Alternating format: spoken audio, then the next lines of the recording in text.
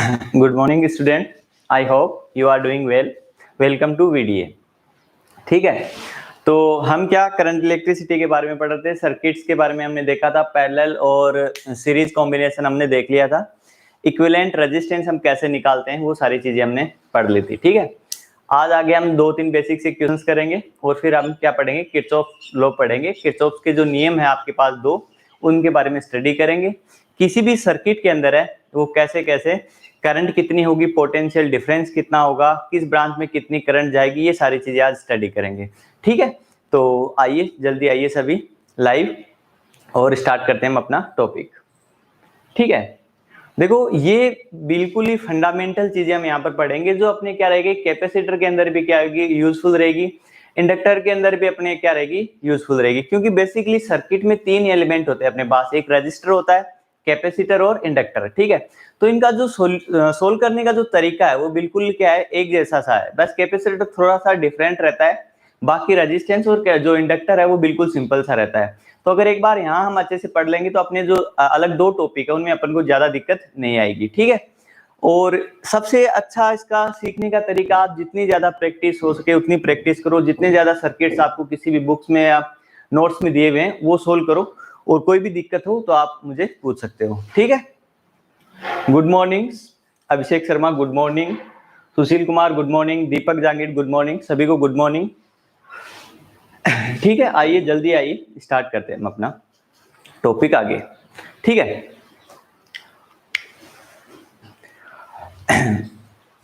और जो भी आपको जैसे जो भी क्लासेस आपकी हो गई है एक बार उसको रिवाइज कर लिया कीजिए, ताकि क्या रहेगा, आप कंटिन्यू बने रहोगे उसमें, ऐसे दिक्कत नहीं आएगी कि कल क्या हुआ कल क्या नहीं हुआ। तो हमने कल ज्यादा कुछ नहीं, बिल्कुल बेसिक से क्वेश्चंस पढ़े थे। एक तो टेम्परेचर पे डिपेंडेंसी पड़ी थी रेजिस्टेंस की, वो कैसे होती है, और सेकंड ठीक अपना क्या था, सिंपल सर्किट, 2 सर्किट हमने क्या किए थे, डिस्कस किए थे। ओके, गुड मॉर्निंग आई चौधरी, गुड मॉर्निंग। तो करेंगे स्टार्ट, फिर करें स्टार्ट, यस बोलो। जय हिंद, जय हिंद हिमांशु, जय हिंद। ठीक है, तो करते हैं, चलो स्टार्ट करते हैं अपना आगे से कि कैसे हम सर्किट्स को आगे सोल्व करेंगे। ठीक है, ओके जी। देखो अपन को क्या रहेगा, इस टाइप के क्वेश्चंस हमने पढ़े थे, अगर आप कल की क्लास को अटेंड किए हो, जैसे ध्यान दिया हो, और मैंने आपको बताया था कि किन्हीं भी 2 पॉइंट ए और बी के बीच का हमें इक्विवेलेंट रेजिस्टेंस फाइंड आउट करना था। ठीक है, अब यहां पर हम देखो करेंगे क्या कि जो भी आपका वायर है उसको हमें एलिमिनेट करना है, सर्किट से हमें उसको क्या करना है, हटाना है।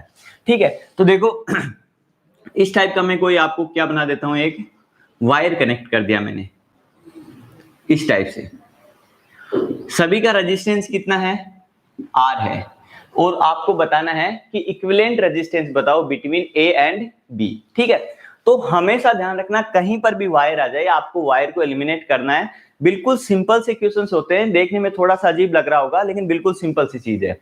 तो क्या होता है, अक्रॉस द वायर जो पोटेंशियल की वैल्यू होती है वो क्या रहती है, सेम रहती है। मतलब इस पॉइंट पर और इस पॉइंट पर या वायर पर किसी भी पॉइंट पर ले लो आप, पोटेंशियल क्या रहेगा, समान रहेगा, विभव का मान क्या रहेगा, समान रहेगा। वैसे इस बिंदु पर और इस पर सभी जगह क्या रहेगा, पोटेंशियल का मान क्या रहेगा, समान रहेगा। ठीक है, तो देखो सबसे पहला काम क्या होता है, अपना वायर को एलिमिनेट करना, वायर को सर्किट से हटाना। ठीक है, तो देखो इस बिंदु ए को आप यहां लिख दो, यहां लिख दो, एक ही बात है, क्योंकि वायर में पोटेंशियल क्या रहेगा, एक जगह। अब इसको पकड़ के यहां से टच कर दो, मतलब ए को आप ऐसे ले जाओगे तो ये वाला प्रतिरोध इसके क्या आ जाएगा, समांतर में आ जाएगा।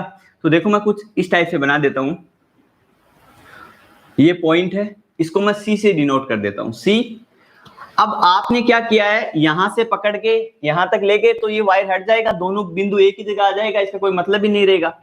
तो यहां से ये वाला जो प्रतिरोध है, ये ए और सी कॉमन हो जाएंगे, और आर वाला प्रतिरोध क्या आ जाएगा, इसके समांतर में आ जाएगा, ये भी आर है। ठीक है, समझ में आई कि नहीं बात, ये दोनों बिंदु क्या हो गए, एक, और यहां से पकड़ के इसको यहां टच कर दो तो ये वाला प्रतिरोध है वो इसके समांतर में आ जाएगा। ठीक है, और ये बिंदु क्या हो गया आपका, बी।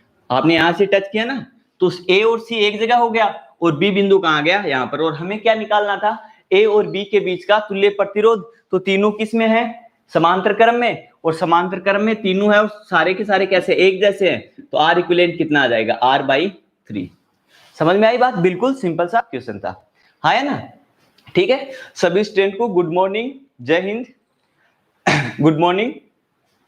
ठीक है, आइए अब देखते हैं आगे। अब अपन को देखो कभी कभी क्या होता है, बिल्कुल डायरेक्ट क्वेश्चन पूछ लेता है, ठीक है, बिल्कुल डायरेक्ट क्वेश्चन पूछेगा क्यूबिकल स्ट्रक्चर से, कि क्यूब है उससे कैसे हम डायरेक्ट आपको कोई भी दो ब्रांच के अंदर दे देगा कि एक में आप करंट एंटर करा रहे हो, दूसरे से करंट को क्या कर रहे हो, बाहर निकाल रहे हो, तो आप हमें इक्विवेलेंट रेजिस्टेंस बताओ। देखो जैसे ये आपके पास एक क्यूब है, ठीक है, और हर एक ब्रांच का रेजिस्टेंस कितना है, R है, हर ब्रांच का रेजिस्टेंस है, प्रतिरोध है वो कितना है, R है, ठीक है। तो मैं यहां पर लिख देता हूं, सभी की वैल्यू कितनी है, R है, ठीक है।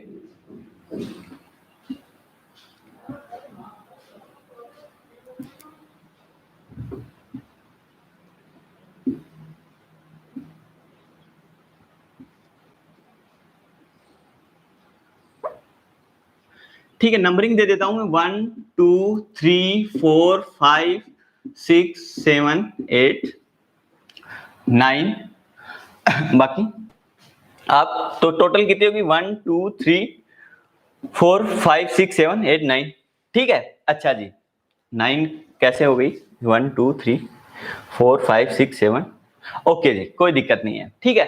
अब अपन को देखो पहले बोलेगा कि आप करंट एक से क्या कर रहे हो, करंट सप्लाई कर रहे हो, और 6 वाली ब्रांच है उस कॉर्नर से आप करंट को क्या कर रहे हो, बाहर निकाल रहे हो। मतलब आपको 1 और 6 के बीच का क्या निकालना है, इक्विवेलेंट रेजिस्टेंस। तो पहले इक्विवेलेंट रेजिस्टेंस निकालना है 1 और 6 के बीच में, फिर निकालना आपको 1 और 2 के बीच में, और फिर निकालना है 1 और 3 के बीच में, ठीक है। देखो ये अपोजिट कॉर्नर है, ये एक ही फेज के अंदर क्या रहेंगे आपके अपोजिट कॉर्नर 1 और 3, और ये सिंगल ब्रांच के अकॉर्ड आपको क्या पूछा है, इक्विवेलेंट रेजिस्टेंस पूछा है। तो 3 रेजिस्टेंस हमें क्या करने हैं, निकालने हैं, ठीक है।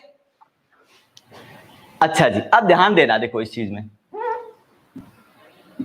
ठीक है। एक मैं आपको बताऊंगा, जब R16 वाला मैं आपको डिराइव करके दिखाऊंगा कि कैसे चीजें हैं वो कॉमन आएगी या कैसे हम सोल्व करेंगे इस सर्किट को, बाकी दो आप याद रख सकते हो, ठीक है, क्योंकि इसमें हम अगर वैसे सोल्व करेंगे तो काफी ज्यादा टाइम लगेगा, ठीक है। देखो आपने बैटरी कनेक्ट कर रखी है 0.1 और 0.6 के बीच में, ठीक है, 0.1 और 0.6 के बीच में आपने क्या कर रखी है, बैटरी कनेक्ट कर रखी है, ठीक है। तो मैं 0.1 को यहां लिख देता हूं, ठीक है, 0.1 लिख दिया।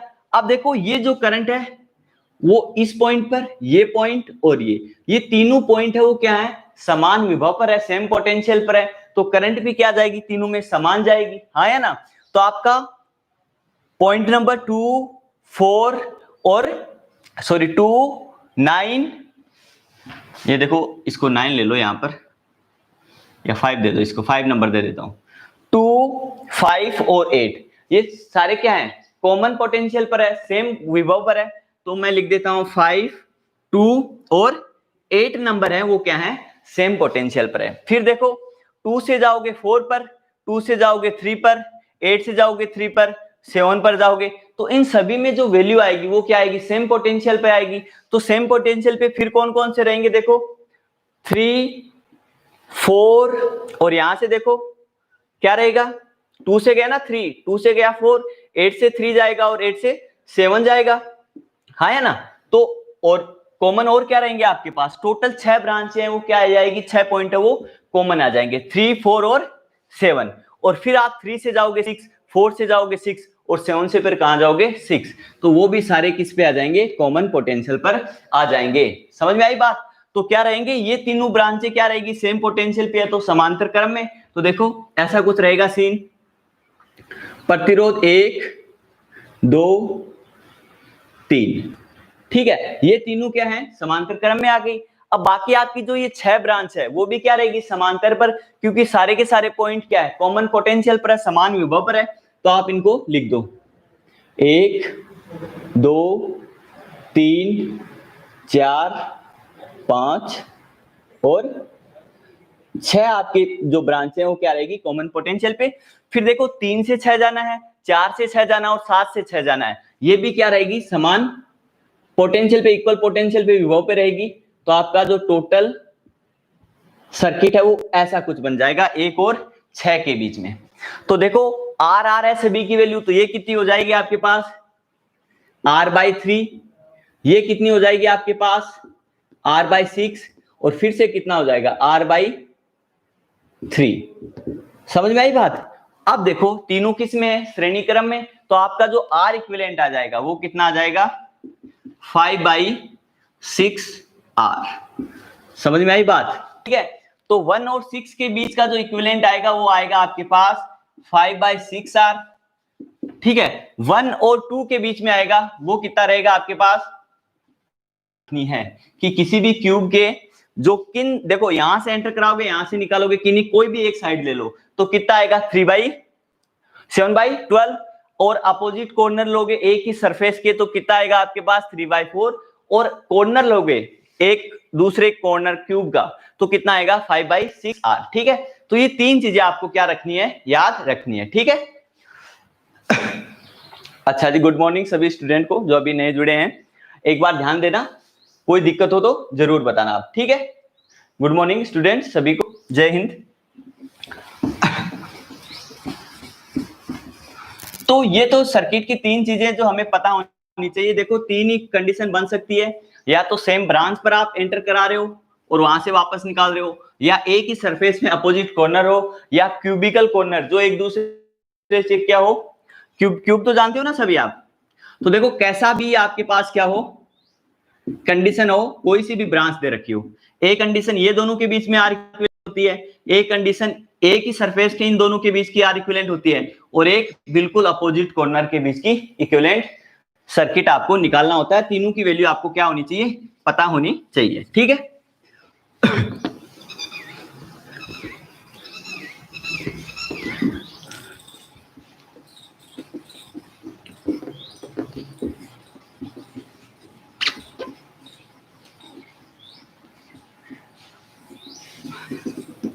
ठीक है, तो अब देखो, अब हम दो स्पेशल केस पढ़ेंगे इक्विवेलेंट रेजिस्टेंस के। एक में क्या होगा, मिरर फॉर्म करेंगे। मिरर फॉर्मूला का मतलब है कि आपका सर्किट है वो किसी लाइन के अपोजिट क्या रहेगा, बिल्कुल सेम रहेगा, इधर भी और इस तरफ भी, ठीक है। जैसे मान लो मैं आपको बताऊं कि ये एक सर्किट है आपका,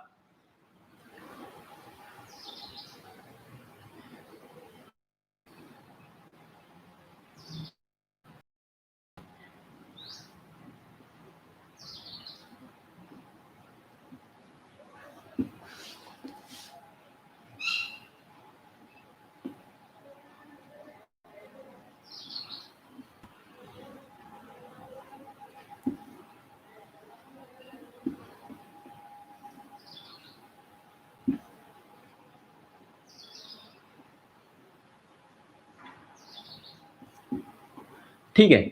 सभी की वैल्यू कितनी है आपके पास, आर है, सारे रेजिस्टेंस है उनकी वैल्यू कितनी है आपके पास, आर आर है, ठीक है, ये भी आर है। और आपसे पूछे ए और बी के बीच का क्या बताओ, इक्विवेलेंट रेजिस्टेंस बताओ, तो आप उसको डायरेक्ट भी कर सकते हो, और आप इसको एक तरीके से और कर सकते हो। जैसे देखो अगर मैं यहां पर एक लाइन ड्रॉ करूं,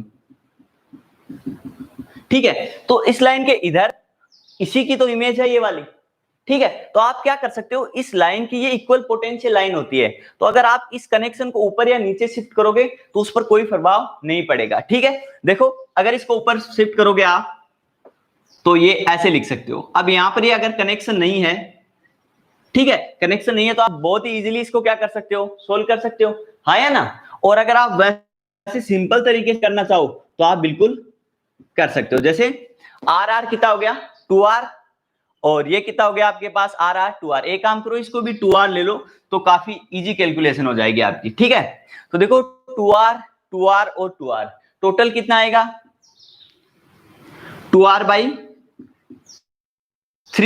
और यहां पर भी क्या रहेगा 2R 2R और 2R का, इसका भी कितना हो जाएगा 2R/3,